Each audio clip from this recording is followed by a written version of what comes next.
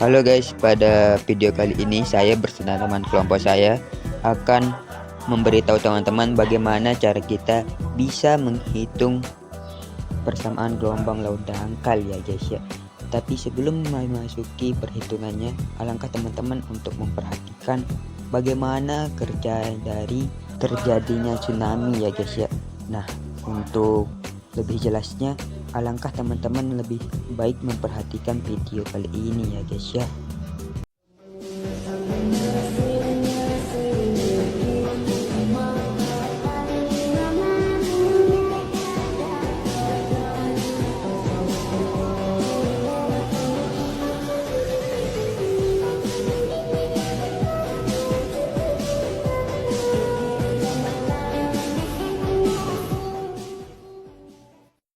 Oke guys, itu ya untuk bagaimana terjadinya sebuah tsunami atau ombak-ombak di lautan itu ya guys ya.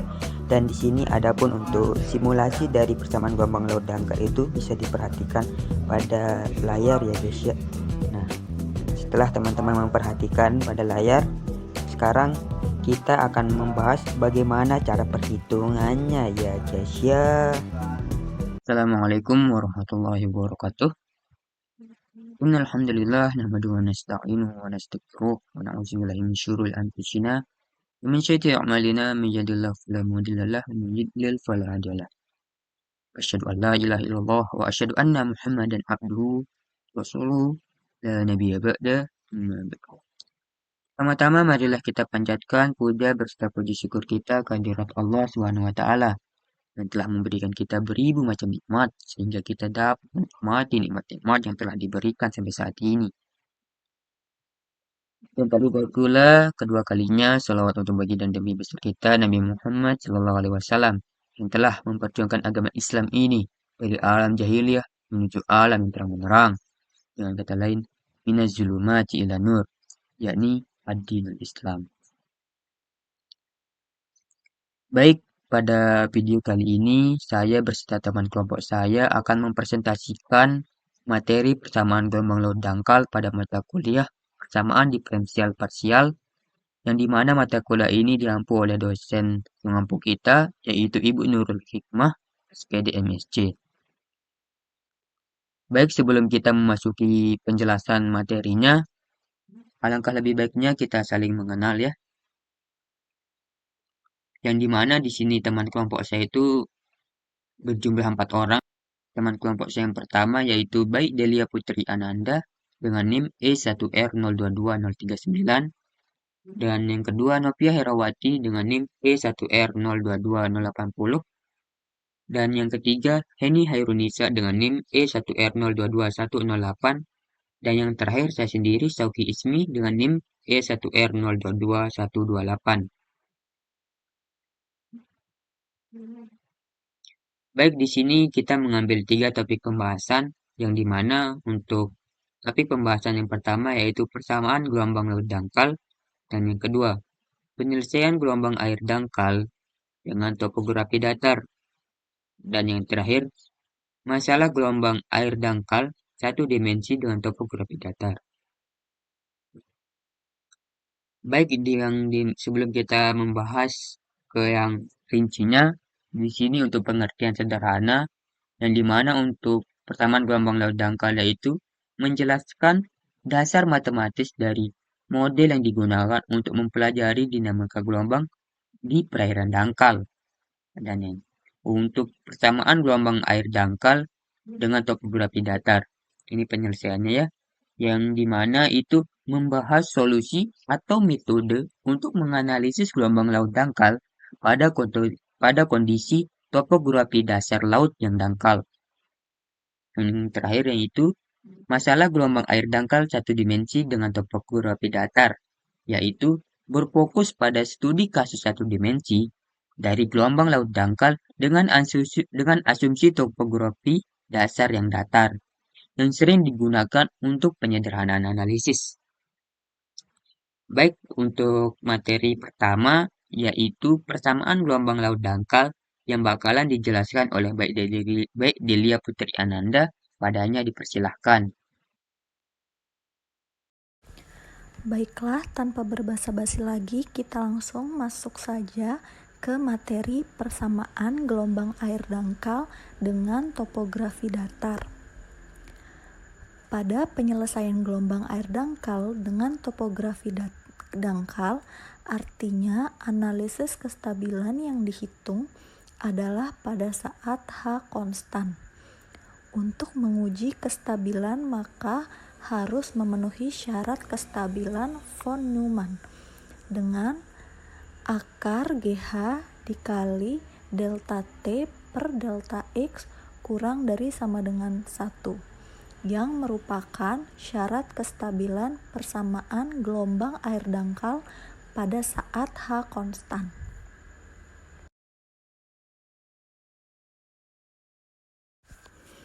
Adapun langkah-langkah menyelesaikan gelombang air dangkal dengan Lax-Friedrich, yang pertama yaitu diskretisasi domain. Lalu langkah kedua, substitusikan pada persamaan HXT dengan UXT. Lalu yang ketiga, hitung kesetimpangan tinggi air eta sub J pada waktu ke-1, di mana rumusnya adalah eta sub J pada waktu ke N plus 1 sama dengan 1/2 dikali eta sub J pada 1 plus 1 pada waktu ke N ditambah eta sub J minus 1 pada waktu ke N dikurangi dengan delta T per 2 delta X dikali H dikali U sub J plus 1 pada waktu ke N ditambah U sub J minus 1 pada waktu ke N.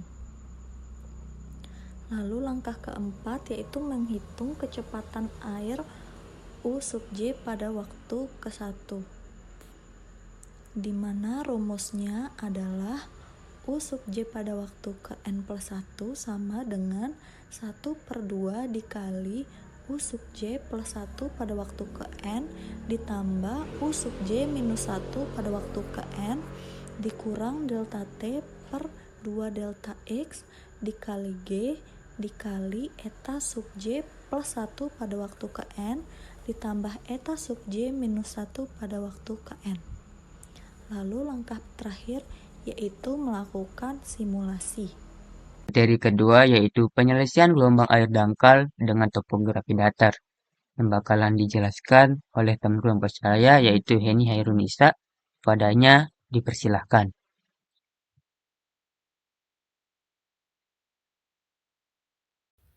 Baik, kita beralih ke pembahasan selanjutnya yaitu terkait dengan penyelesaian gelombang air dangkal dengan topografi datar. Kita mulai dengan memahami contoh soal berikut.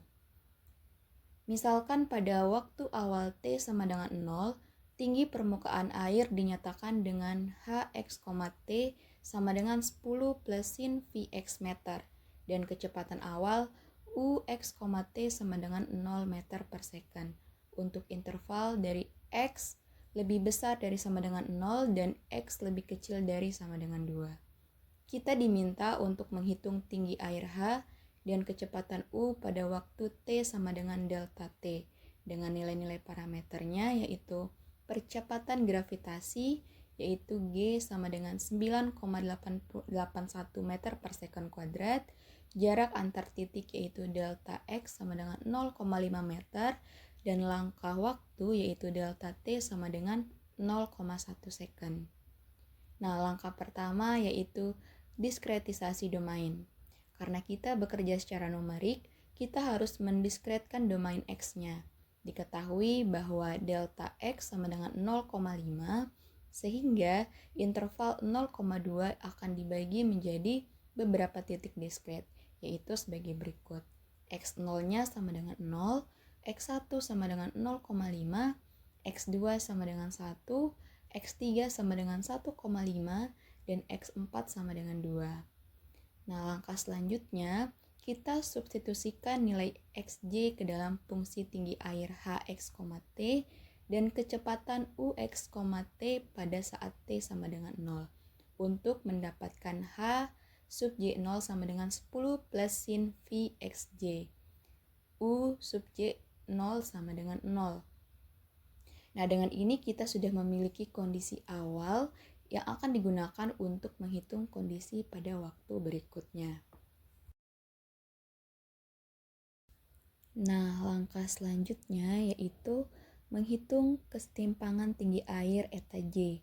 Nah, langkah ini menggunakan rumus iteratif untuk menghitung perubahan ketinggian permukaan, yaitu eta J n plus 1 sama dengan setengah dikalikan dengan eta J plus 1n ditambah eta J minus 1n dikurangi dengan delta T per 2 delta X dikalikan dengan H dikalikan dengan U J plus 1N plus U J min 1N. Namun karena pada waktu awal UJ 0 sama dengan 0, maka rumusnya cukup menjadi eta J1 sama dengan 1 per 2 eta J plus 1 0 plus eta J minus 1 0. Contohnya untuk titik J sama dengan 1, kita gunakan nilai H00 sama dengan 10 plus sin Vx 0 sama dengan 10 plus sin dikalikan dengan 0 sama dengan 10. Dan H30 sama dengan 10 plus sin Vx 3 sama dengan 10 plus sin 1,5 V sama dengan 10 plus minus 1 sama dengan 9. Maka eta satu-satunya sama dengan 1 per 2 H30 plus H00 sama dengan 1 per 2 dikalikan dengan 9 plus 11 sama dengan 10. Nah, kemudian untuk selanjutnya kita menghitung kecepatan air UJ-nya. Setelah menghitung ketinggian, kita hitung kecepatan menggunakan rumus U sub J1 sama dengan min delta T per 2 dikalikan dengan delta X dikalikan G dikali eta J plus 1N plus eta J minus 1N. Kita substitusikan nilainya yaitu U11 sama dengan min 0,1 per 2 dikalikan dengan 0,5 dikalikan dengan G-nya yaitu 9,81 untuk G-nya 9,81 dan dikalikan dengan H30 min H00 sama dengan min 0,1 per 1 dikalikan dengan 9,81 dikalikan dengan 9 dikurang 11 didapatkan hasil 1,962. Jadi kecepatan air di titik J sama dengan 1 setelah waktu delta T adalah sebesar 1,962 meter per second.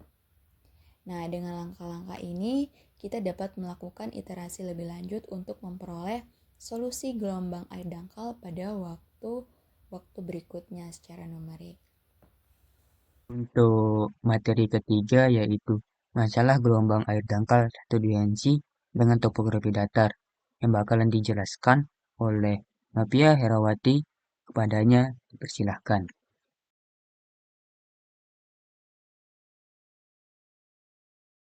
Untuk menyelesaikan masalah ini, pertama-tama kita harus merincikan semua yang diketahui pada soal. Pada soal, kita ketahui bahwa pada T sama dengan 0, Hx,0 sama dengan 10 plus sin Px, dan Ux,0 sama dengan 0 m per s pada interval X lebih besar atau sama dengan 0 dan X kurang dari atau sama dengan 2. Setelah kita merincikan semua yang diketahui pada soal, selanjutnya kita bisa memodelkan persamaan gelombang air dangkal dalam bentuk umumnya. Persamaan pertama kita miliki do kuadrat eta do t kuadrat sama dengan min h do kuadrat u do x do t, dan persamaan keduanya kita miliki do kuadrat u do t kuadrat sama dengan min g do kuadrat eta do x do t. Substitusikan persamaan sehingga didapatkan do kuadrat eta do t kuadrat sama dengan GH do kuadrat eta do x kuadrat. Karena dalam gelombang air dangkal H dianggap konstan dan syarat kestabilannya C sama dengan akar dari GH, maka persamaan gelombang tadi bisa kita tuliskan do kuadrat eta do t kuadrat sama dengan C kuadrat do kuadrat eta do X kuadrat.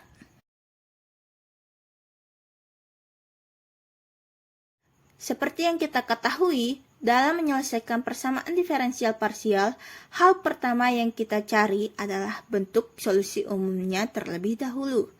Bentuk solusi umum untuk persamaan diferensial adalah UX, T sama dengan Fx min Ct ditambah Gx plus Ct, sehingga untuk masalah persamaan gelombang air dangkal, bentuk solusi umumnya dapat kita tuliskan eta X, T sama dengan Fx min Ct ditambah Gx plus Ct.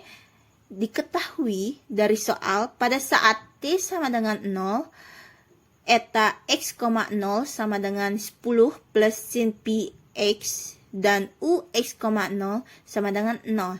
Itu artinya gelombang tidak punya arah awal, jadi kedua gelombang simetris. Masukkan fungsi awal ke dalam bentuk solusi umum persamaan gelombang air dangkal, maka kita dapatkan eta X, T sama dengan 10 plus setengah sin Px min Ct ditambah setengah sin Px plus Ct. Menggunakan identitas trigonometri, eta X, T tersebut dapat kita tuliskan kembali menjadi eta X, T sama dengan 10 plus cos Pi Ct dikali sin Px sebagai solusi umum persamaan gelombang air dangkal. Karena pada soal kita diminta menghitung simpangan air pada saat T sama dengan 0,1 second dan X sama dengan 0,5 meter, maka kita bisa menghitung hal tersebut dengan memasukkan T dan X-nya ke dalam rumus eta X, T, sehingga dapat kita tuliskan eta 0,5,0,1 sama dengan 10 ditambah cos Pi C 0,1 dikali sin Pi 0,5 itu sekitar 9,001 meter, sehingga simpangan air untuk T sama dengan 0,1 second dan X sama dengan 0,5 second adalah 9,001 meter.